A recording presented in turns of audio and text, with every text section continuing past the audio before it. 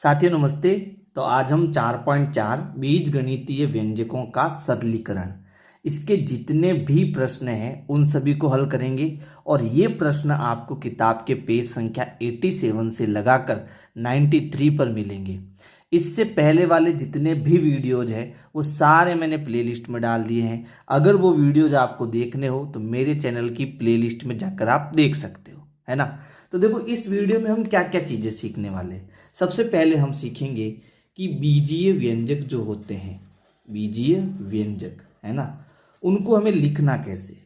फिर उसके बाद में जो बीजीय व्यंजक बनता है उसको हम सरल कैसे करेंगे, है ना, सरल कैसे होंगे।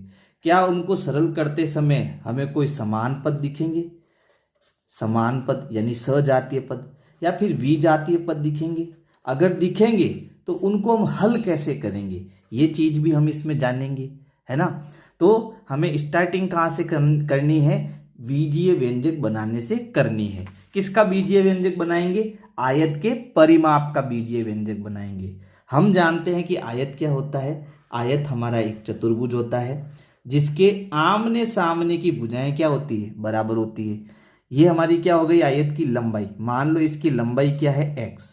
तो अगर ये लंबाई x है तो ये भी लंबाई क्या रहेगी, x, क्योंकि आयत के आमने सामने की भुजा बराबर होती है। अगर चौड़ाई को मैं y मान लूँ तो ये भी चौड़ाई क्या आ गई, y आ गई, है ना। तो अब मुझे क्या ज्ञात करना है, आयत का परिमाप ज्ञात करना है। अच्छा, आयत का परिमाप कैसे ज्ञात करते हैं, तो यहाँ से हम चलेंगे तो ये लंबाई कितनी आ गई, x। फिर ऊपर की ओर जाएंगे तो ये लंबाई हमारी y आ गई। फिर वापस ऐसे जाएंगे तो ये x आ गई। फिर नीचे की ओर जाएंगे तो क्या आ गया, y आ गया। अब हम x को x के पास में भेज देते हैं, है ना। इसको हम जानते हैं कि किसी भी बीजीय व्यंजक में जब पद बनते हैं, देखो प्लस माइनस का निशान आते ही क्या बन जाता है, पद। तो बताओ इसमें कितने पद है, 1 2 3 4, 4 पद है। क्या जोड़ते और घटाते समय मैं पदों की अदला बदली कर सकता हूं, बिल्कुल कर सकता हूं, है ना। इसके उत्तर में कोई फर्क नहीं पड़ेगा। तो अब इस x को मैं यहां लेके आऊंगा तो ये x आ गया। इस y को पीछे लेके आऊंगा, y इधर आ गया और ये y इधर आ गया। तो ऐसे हम अदला बदली कर सकते हैं। मैंने क्या किया, x को इधर लाया और y को इधर लाया, ठीक है। अच्छा, अब यहाँ अगर मैं कहूँ ये सेब है, ये भी सेब है, बताओ कितनी सेब है, आप कहोगे 2 सेब है। तो यहाँ x और x कितने x हो गए, 2x। तो यहाँ टोटल 2x हो गए।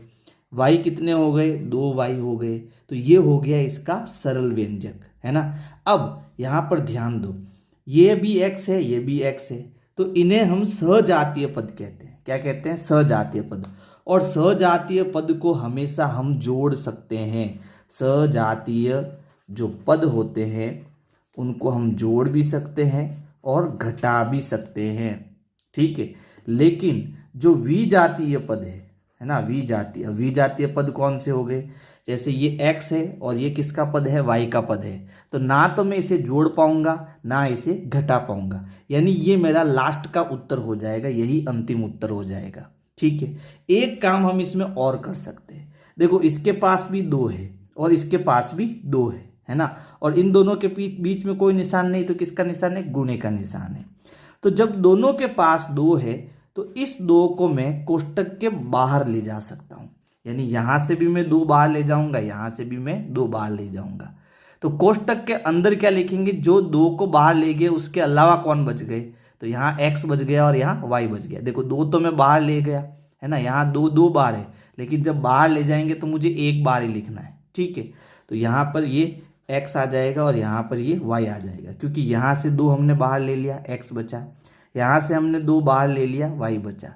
तो ये हमारा ये भी व्यंजक बन सकता है, ठीक है। अब अगर हम चाहे तो इस कोष्टक को वापस हटा भी सकते हैं। कैसे, देखो यहाँ 2 हमें x प्लस वाई मिला, इन दोनों के बीच में यहाँ कोई निशान नहीं है, मतलब गुणे का निशान है ना। और अब हम यहाँ क्या लगाएंगे, वितरण नियम लगाएंगे। वितरण नियम में हम क्या करते हैं, कोष्टक को खोलते हैं।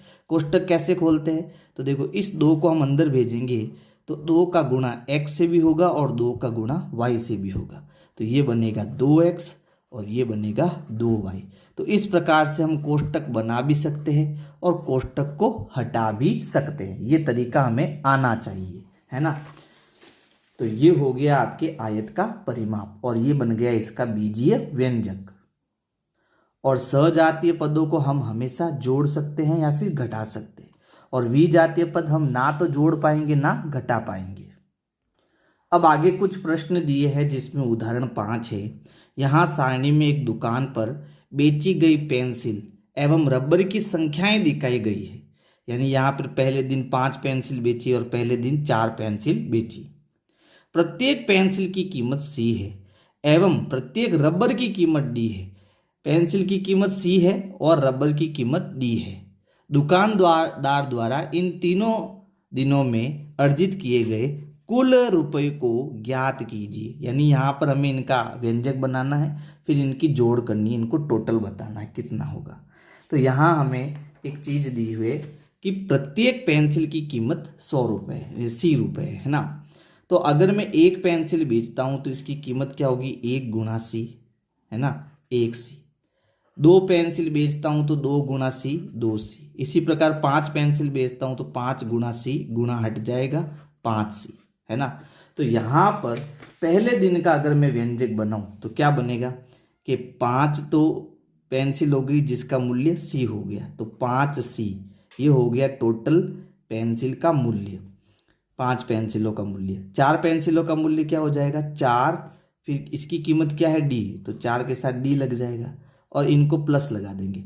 तो 5 पहले दिन जो है 5C प्लस 4D, इतना जो है हमने पेंसिल और रबर को इतना रुपए में बेचा है। अब अगर मैं दूसरे दिन की बात करूं तो दूसरे दिन हमने पेंसिल कितनी बेची 3 और C से गुणा करा देंगे। रबर कितना बेचा 6 और इसको D से गुणा करा देंगे। तो ये हमारा दूसरा व्यंजक बन जाएगा। तीसरा व्यंजक हमें बनाना है तो कैसे बनेगा, 10 तो पेंसिल और 1 रबर, तो 1 को हम नहीं लिखते, सीधा क्या लिख देंगे 1D लिख देंगे, तो 10C प्लस D, ये इसका व्यंजक बन जाएगा। अब क्योंकि हमें कुल कितने रुपए होंगे वो बताना है तो इन सभी व्यंजकों को हम क्या करेंगे जोड़ देंगे है ना। अब इसको जोड़ना कैसे है, तो देखो पहला व्यंजक क्या है 5C प्लस 4D, दूसरा व्यंजक क्या है 3C प्लस 6D, इनके बीच में जोड़ का निशान लगा देंगे क्योंकि इनको जोड़ना है। फिर ये क्या है 10C प्लस D, तो इनके बीच में भी जोड़ का निशान लगा देंगे। अब देखो ये सजातीय पद है, ये भी C है ये भी C है, तो ये तीनों सजातीय पद है, इन तीनों को एक जगह लिख देते हैं। तो ये हो गया 5C plus 3C plus 10C। और ये देखो D D और D ये भी सजातीय पद है, इनको अलग लिख देते हैं। पहले ये हो गया 4D, फिर आ गया 6D और फिर आ गया आपका केवल 1D। तो कितने C हो गए, तो 10 और 3 13 और 5 18, 18 तो C हो गए। और D कितने हो गए, देखो 6 और 4 10 और 1 11, 11 D हो गए। यानी कि 3 दिनों में कुल 18 पेंसिल बेची गई है ना, और इसका कितना रुपया बना 18C। 11 रबड़ बेचे गए, कितना मूल्य बना 11D रुपए। ठीक है, तो ये हमारा लास्ट में व्यंजक निकल के आएगा 18C प्लस 11D। तो ये हमारा उत्तर हो जाएगा। इसका उत्तर क्या लिखेंगे लास्ट में, यहाँ प्लस का निशान लगाएंगे तब उत्तर हो जाएगा 18C प्लस 11D। अब ये कह रहा है यदि C बराबर 50 रुपये हो तो पेंसिल की बिक्री में अर्जित की गई कुल राशि ज्ञात कीजिए। तो देखो यहाँ पर जो खाली मैं अगर पेंसिल को देखता हूँ तो कितनी पेंसिल है भाई 18C है, यानी 18 गुणा C। तो हम क्या करेंगे पहले व्यंजक लिखेंगे 18C। अब C की जगह हमें कितना रखना है 50 रखना है, लेकिन C का मान रखने से पहले ध्यान रखना इन दोनों के बीच कोई निशान नहीं है तो गुणे का निशान है। तो ये हो गया 18। अब जैसे ही C का मान रखेंगे तो पहले गुणा लगाना पड़ेगा, और C का मान कितना है 50। तो 18 का 50 से गुणा, 18 5 का गुणा करो, 18 पंजे 90 और ये 1 0, तो कितने रुपए होंगे 900 रुपये होंगे। ठीक है, यानी टोटल पेंसिलों के कितने रुपए हो गए 900 रुपये हो गए। फिर देखो रबर की बिक्री से अर्जित किए गए कुल रुपयों के लिए व्यंजक लिखकर फिर व्यंजक को हल कीजिए। तो अगर मान लो रबर के लिए हमारा व्यंजक क्या है, टोटल कितने डी बने 11D है ना, ये हमारा व्यंजक हो गया 11D। अब अगर मान लो डी में डी का मान जो है 5 या 50 रुपये रखता हूँ, ठीक है, डी का मान भी कितना रखता हूँ 50 रुपये, तो ये 11 गुणा D यानी 50 हो जाएगा। कितना मिलेगा, 11 पंजे 55 और 0, 550 रुपये इसके हो जाएंगे। कितने हो जाएंगे, 550 रुपये। ठीक है। अगला प्रश्न है, क्या व्यंजक 18C प्लस 11D को आगे हल किया जा सकता है? तो इसका उत्तर है नहीं किया जा सकता। क्यों? क्योंकि पिछली बार जब हमने इनको जोड़ा था तब हमें सजातीय पद मिले थे, है ना। ये सजातीय पद थे, सी सी सी, तो ये जुड़ के 18C हो गया। यहाँ भी सजातीय पद थे तो ये भी जुड़ के 11D हो गया। लेकिन ये C और D अब ये कैसे पद है, विजातीय पद है। तो विजातीय पद को हम नहीं जोड़ सकते हैं। तो उत्तर क्या हो जाएगा, विजातीय पदों को हल नहीं कर सकते हैं जब तक कि उनके मान न दिए हो। जब तक C और D का मान हमारे पास में नहीं आएगा, अब इसको हम आगे हल नहीं कर सकते, जोड़ नहीं सकते। अगला प्रश्न है, जांचिए कि यदि C को विभिन्न संख्याओं से प्रतिस्थापित किया जाए तो क्या दोनों व्यंजकों के मान समान प्राप्त होंगे। यानी हमें एक तो व्यंजक क्या मिला, 5C plus 3C plus 10C, तीनों को जोड़ने पर कितना आया, 18C। अब ये कह रहा है कि अगर C बराबर आप कुछ भी रख लो, जैसे C अगर मैं 2 रख लेता हूं, तो इस व्यंजक और इस व्यंजक का उत्तर समान आएगा क्या। तो देखते हैं, चेक करते हैं। व्यंजक हमारा क्या है, व्यंजक है 5C plus 3C plus 10C। C हमें कितना रखना है, 2। तो यहाँ कोई निशान नहीं है तो गुणे का निशान, तो ये हो गया 5 गुणा 2, ये हो गया 3 गुणा 2 और ये हो गया 10 गुणा 2। 5 का 2 से गुणा 10, 3 का 2 से गुणा 6 और 10 का 2 से गुणा 20। सबको जोड़ो तो 20 और 10 30, 30 और 6 कितना हो गया, 36। तो इसका उत्तर जो हमें मिला वो मिला 36। अब 18C से करके देखते हैं हमें उत्तर क्या मिलता है। C कितना रखना है, 2, तो ये हो गया 18 इंटू 2, तो 18 का 2 से 18 एकम 18, 18 दूना 36। तो इसका उत्तर भी 36 आया, इसका उत्तर भी 36 आया, है ना। तो चाहे व्यंजक को आप सरल करके C का मान रखो या पहले ही C का मान रख दो, हर कंडीशन में उत्तर आपका सेम ही आएगा। अगला प्रश्न है, एक बड़े आयत को नीचे दर्शाए अनुसार 2 छोटे आयत में बांटा गया है। बड़े आयत का क्षेत्रफल ज्ञात करने के लिए व्यंजक लिखिए। यानी हमारे पास ये आयत नंबर 1 है, ये आयत नंबर 2 है। दोनों आयत मिलकर एक बड़ा आयत बनाते हैं और इसका हमें क्या करना है, क्षेत्रफल ज्ञात करना है। तो देखो यहाँ पर लंबाई कितनी दी हमको, ये बड़ी वाली लंबाई, तो यहाँ से यहाँ तक 4 है, फिर यहाँ से यहाँ तक 3 है, तो 4 और 3 को जोड़ दो, कितना हो गया, 7। यानी बड़े आयत की लंबाई कितनी हो गई, 7 हो गई, 7 इकाई। और चौड़ाई दोनों की कितनी है, v है। ठीक है, तो सूत्र क्या होता है, लंबाई कितनी मिली, 7, और चौड़ाई कितनी मिली इसकी, v, तो 7 गुणा v। तो 7 गुणा v का मतलब क्या होता है, 7v इकाई, है ना, वर्ग इकाई। ये इसका उत्तर हो जाएगा। ये वर्ग का निशान है, वर्ग इकाई, आप हिंदी में भी लिख सकते हो वर्ग इकाई। ठीक है, ये हम पढ़ चुके हैं सजातीय और विजातीय, अब पढ़ने की जरूरत नहीं इसको। अब उदाहरण 7 देखो, एक दुकान एक दिन के उपयोग के लिए कुर्सियां एवं मेज किराए पर देती है। यानी कि एक दुकान है, उस आप चाहे कुर्सी लो या मेज लो, वो आपको रेंट पर देगी, किराए पर देगी। उन्हें किराए पर लेने के लिए पहले प्रत्येक वस्तु के अनुसार निम्नलिखित राशि चुकानी होती है।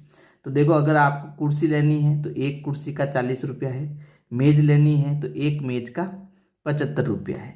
अब जब आप वापस दोगे, ठीक है, तो वापस दी जाने वाली राशि वो आपको कितनी मिलेगी, एक कुर्सी की 6 रुपया, एक मेज की 10 रुपया। ठीक है, तो व्यंजक बनाने के लिए हमें यहाँ कुर्सियाँ चाहिए। अब मान लो हमने कितनी कुर्सियाँ खरीदी, x कुर्सियाँ खरीदी, और मेज कितनी खरीदी, y खरीदी। तो इनका कितना रुपया बनेगा भाई, एक कुर्सी का 40 रुपया किराया लगता है, तो x कुर्सी का कितना लगेगा, 40 गुणा x यानी 40x, प्लस y का कितना किराया लगेगा, तो 75 गुणा y यानी 75y। तो ये तो व्यंजक बन गया उस राशि का जो एक दिन की हमें दी हुई है। लेकिन अगर वापस दी जाने वाली राशि भी हम इसमें ऐड करें तो क्या होगा भाई, कुर्सी हमने क्या मानी x, मेज क्या मानी y, तो यहाँ 6 रुपया लग रहा है, है ना, वापस दी जाने वाली राशि। तो 6 को हम x से गुणा करेंगे, ये हो गया 6x। 10 को y से गुणा करेंगे तो प्लस 10y हो गया। लेकिन ये तो हमें स्टार्टिंग में पैसे जितने देने हैं वो है, और ये जब हम वापस कुर्सी लौटाएंगे तो ये वापस राशि हमको मिलेगी। तो हमने कितनी राशि दी, तो इसमें से इस व्यंजक में से इस व्यंजक को मैं घटा दूंगा। ठीक है, ऐसे मान लो जैसे कि आपने स्टार्टिंग में उसको 100 रुपये दिए, ठीक है, फिर आप क्योंकि सारी कुर्सियाँ और मेज उसको लौटा रहे हो तो वो 20 रुपया आपको वापस दे रहा है, तो आपने टोटल कितने रुपए चुकाए, 80 रुपये चुकाए, है ना। तो ये हो गया पहली राशि, ये हो गई दूसरी राशि, दोनों को घटाएंगे तो वो टोटल जो चुकानी राशि है वो हमने कितनी राशि चुकाई वो इसमें से आ जाएगी। हमें इसे व्यंजक बनाना था, हमने इसका व्यंजक बना दिया। फिर इसके आगे प्रश्न है, देखो, इन राशियों को प्राप्त करने की विधि का वर्णन कीजिए। तो पहले हम व्यंजक बनाते हैं। तो व्यंजक क्या बना, व्यंजक हमारा बना 40x plus 75y, 40x plus 75y, ये व्यंजक बना। दूसरा व्यंजक क्या बना, 6x plus 10y, 6x plus 10y। भुगतान राशि कितनी हुई, तो इसमें से हम इसको घटा देंगे, तो ये हो जाएगी आपके 40x प्लस 7y, इसमें से हम माइनस करेंगे 6x प्लस 10। ठीक है, फिर आगे क्या कह रहा है, क्या हम इस व्यंजक को हल कर सकते हैं, यदि हाँ तो कैसे, यदि नहीं तो क्यों नहीं। हम इसको हल कर सकते हैं। अब कैसे कर सकते हैं, तो ध्यान से समझना।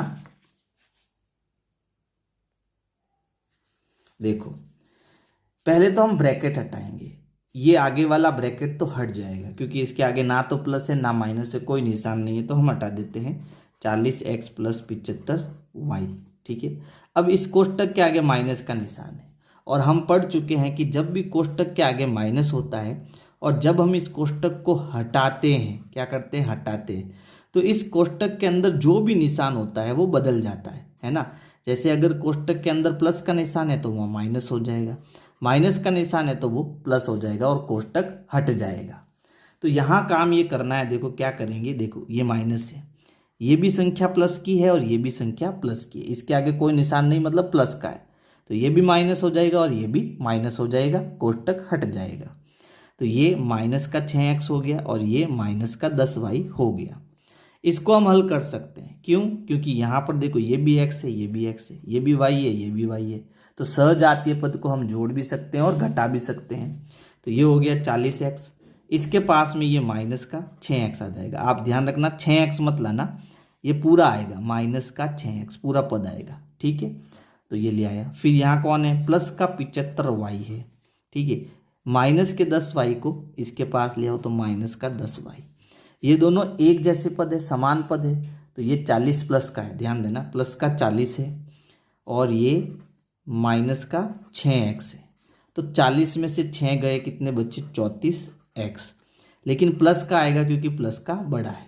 ठीक है, तो इसका उत्तर आ गया 34x। अब इसको देखो, ये है प्लस का 75y, फिर है माइनस का 10y, तो 75 में से 10 गए, कितने बचे, 65, 65y।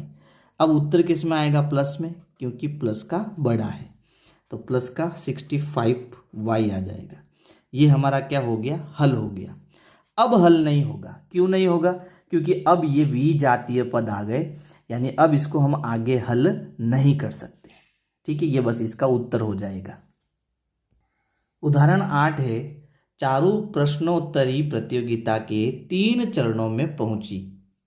3 चरण में उसके अंक 7p minus 3q, 8p minus 4q एवं 6p माइनस 2q है। यहाँ सही उत्तर के लिए अंक को p से दर्शाया गया है एवं गलत उत्तर के लिए दंड के रूप में काटने वाले अंक q से दर्शाया गया है। यानी एक प्रतियोगिता है, कंपटीशन है, जहाँ चारू जो है भाग लेती है, वहाँ प्रश्न पूछे जाते हैं। अगर वो सही उत्तर बताती है तो उसको p से जोड़ा जाता है, अगर वो गलत उत्तर बताती है उसको q से जोड़ा जाता है। जैसे अगर ये पहला व्यंजक अगर मैं बताऊं तो उसने 7 प्रश्न सही किए तो 7 गुणा p हो गया, इतने नंबर मिलेंगे इसको। और q जो है वो गलत है, कितने प्रश्न गलत है, 3 प्रश्न गलत है, तो 7p से हमें 3p जो है वो घटाने पड़ेंगे, उतने नंबर चारों को मिल जाएंगे। ठीक है, इसी प्रकार ये भी व्यंजक है। अब यहाँ उत्तर क्या है, प्रत्येक व्यंजक का अर्थ क्या है, तो इसका अर्थ तो मैंने बता दिया। अब इसका समझो, 8 प्रश्न उसके सही है तो 8 गुणा पी करते ही उतने नंबर मिल जाएंगे उसको, और 4 प्रश्न इसके गलत है तो 4 को क्यू से गुणा करेंगे तो इतने नंबर कट जाएंगे उसके। अब उत्तर बताना है कितने नंबर आए टोटल, तो 8 पी में से हम 4 क्यू को घटा देंगे। इसी प्रकार 6p माइनस 2q का भी मतलब हो जाएगा। तो इस प्रश्न का उत्तर आ गया। फिर अगला प्रश्न है, कृषिता के लिए प्राप्त तीनों चरणों में कुछ ऐसे संभावित अंक बताइए जिनके लिए उनका योगफल 23p माइनस 7q। तो ये व्यंजक आपको अपने मन से बनाने हैं कि p को जोड़ने पर 23 आ जाए और ये q को जोड़ने पर 7 आ जाए। तो देखो यहाँ मैंने पहले 8 लिया, फिर 8 लिया, फिर 7 लिया, तो 8 और 8 16, 16 और 7 23, ये आ गया 23 भी। 7 कैसा आया देखो, 2 और 3 5, 5 और 2 7, तो टोटल कितना आ गया 7q। तो आपको खुद को व्यंजक बनाने हैं। अब इनको जोड़ेंगे तो 23p माइनस 7q आएगा। इसका मतलब इसको भी हम जोड़ेंगे तो टोटल नंबर कितने हैं वो हमें मिल जाएंगे, बिल्कुल मिल जाएंगे। देखो इसको कैसे सरल करेंगे, तो यहाँ देखो 7p माइनस 3q, फिर जोड़ना है 8p माइनस 4q को, ठीक है, फिर जोड़ना है 6p माइनस 2q को। अब p कितने हैं देखो, तीनों प्लस के, तो 7 और 8 15, 15 और 6 कितना हो गया 21, तो ये हो गया 21p, ठीक है। फिर देखो ये सब माइनस के, तो माइनस की संख्या हमेशा जुड़ती है। देखो ये माइनस का 3q है, ये माइनस का 4q है, और ये माइनस का 2q है। तो अगर सारी संख्या माइनस की है तो जुड़ती है, उत्तर माइनस में आता है। तो 3 और 4 7, 7 और 2 9, तो यह आ गया 9q, माइनस का 9q, तो यहाँ आ जाएगा माइनस का 9q, ठीक है। ये इसका व्यंजक बन जाएगा। इसका व्यंजक क्या है, 23p माइनस 7q। क्या हम बता सकते हैं कि किसके अंक अधिक है और क्यों, है ना। तो किसके अंक अधिक है, तो पहली से सीधी बात है, देखो इसने कितने प्रश्न सही बताए, 23 प्रश्न सही बताए। गलत कितने बताए, केवल 7 बताए। जबकि इसने कितने उत्तर सही बताए, 21 सही बताए, यानी इससे कम। और गलत कितने बता दिए, 9 गलत बता दिए। तो फिर ज्यादा नंबर किसको मिले भाई, ज्यादा नंबर तो इसी को मिले ना, ठीक है, कृषिता को ज्यादा नंबर मिले, है ना। तो हम क्या कहेंगे, कृषिता ने चारों से अधिक अंक प्राप्त किए। दोनों अंकों बीच का अंतर ज्ञात करके यह पता लगाया जा सकता है। यानी तो बड़ा कौन है, कृषिता। तो कृषिता का व्यंजक पहले लिख दो, फिर बाद में किसका व्यंजक लिखना है, आपको चारों का व्यंजक लिखना है। अब दोनों को घटाओगे ना तो हमें उत्तर भी मिल जाएगा कि कितना अंक टोटल हुआ। अब आगे प्रश्न है, इस व्यंजक को आगे हल कीजिए। तो अब इसको हल कैसे करेंगे वो समझो। तो हमारा व्यंजक क्या है, 23p माइनस 7q, फिर माइनस 21p माइनस 9q। तो सबसे पहला काम है कोष्टक हटाना। जब तक कोष्टक नहीं हटेगा हमें कुछ भी नहीं करना है। ये जो 23 है उसको वही लिख दो, माइनस के 7q को भी वही लिख दो। अब कोष्टक हटाने से पहले देखो कोष्टक के आगे क्या है, माइनस। और मैंने बताया था कि जब कोष्टक के आगे माइनस हो तो अंदर जो निशान होते हैं वो चेंज हो जाते हैं। जैसे ये प्लस का है तो ये माइनस का 21p हो जाएगा, ये माइनस का है तो ये प्लस का 9q हो जाएगा। अब सजातीय पद देखो, तो यहाँ है 23p, यहाँ है माइनस का 21p। तो या तो इनके पास में लिया हो या डायरेक्ट घटा दो। मैं डायरेक्ट कर लेता हूँ, ये 23p है और ये माइनस का 21p है, ठीक है। तो देखो ये प्लस का ये माइनस का घटेगा, तो 23 में से 21 गया, कितना बचा 2p, प्लस का बचेगा क्योंकि प्लस का बड़ा है ना, जो ऊपर निशान है वही आता है।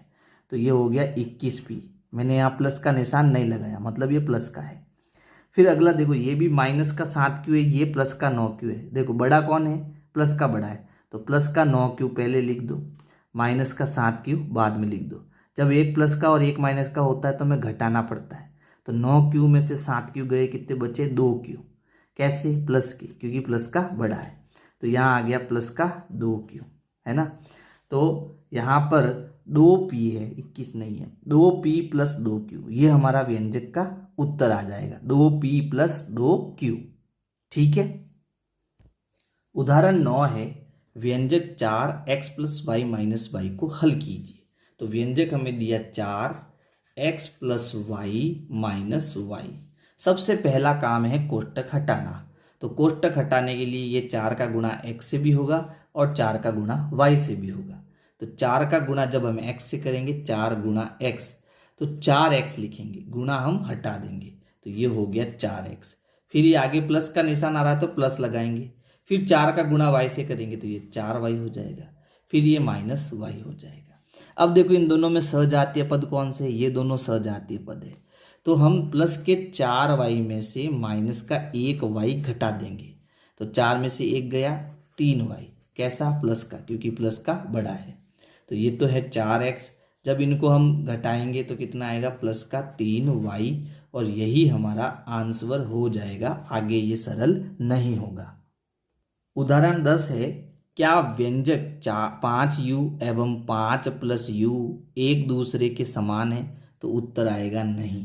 ठीक है, क्यों समान नहीं है, क्योंकि ये देखो इन दोनों का गुणा हो रहा है, यानी ये जो व्यंजक है 5u, इसका मतलब है u का 5 गुना, u का 5 गुना। ठीक है, और ये जो व्यंजक आपका 5 प्लस u है ना, इसका मतलब है u से 5 अधिक, u से 5 अधिक। ठीक है, इसको कुछ ऐसे समझो कि अगर u यहाँ पर 2 होता तो 5 और 2 का गुणा 10 आ जाता, लेकिन यहाँ अगर हम u 2 रखते तो 5 और 2 जुड़कर कितना आ जाता, 7 आ जाता। बात समझ में आई, इसलिए ये दोनों एक नहीं है। फिर देखो आगे प्रश्न है, अक्षर संख्याओं को संख्याओं से प्रतिस्थापित करके नीचे दिए गए रिक्त स्थानों की पूर्ति कीजिए। प्रतिस्थापित का मतलब है कि जैसे यहाँ u बराबर 2 दिया है तो u की जगह मुझे 2 रखना है ना।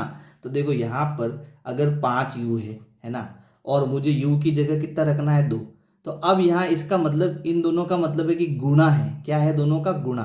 तो 5 गुणा u की जगह कितना रखना है, 2, तो मुझे कितना मिल जाएगा, 10। तो यहाँ हमने 10 लिख दिया। ठीक है, अब u हमें 11 रखना है, तो यहाँ पर क्या है, 5, तो 5 गुणा 11 करेंगे, है ना, क्योंकि हमें 11 रखना है, तो ये हो जाएगा 55, 11 पंजे 55, तो यहाँ 55 आएगा।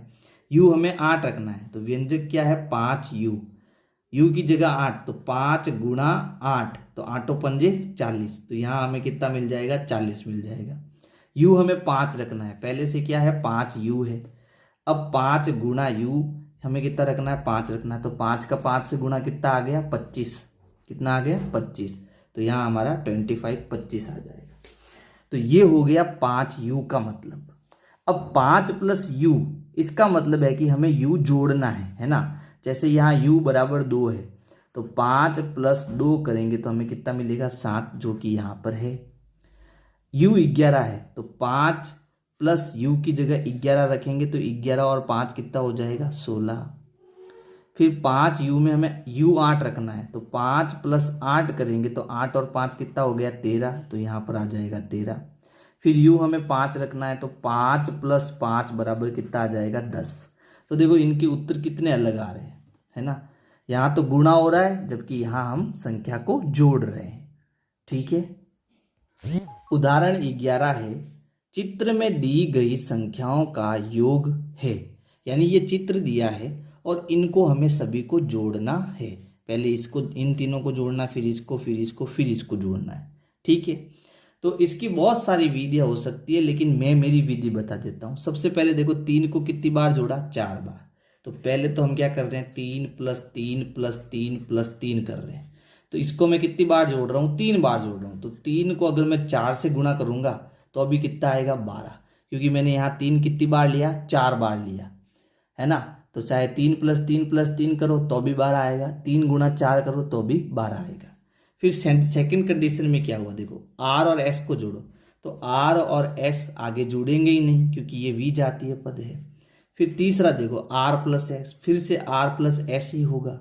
फिर चौथी केस में क्या हो रहा है, वापस 3 प्लस 3 प्लस 3 कर रहे हैं।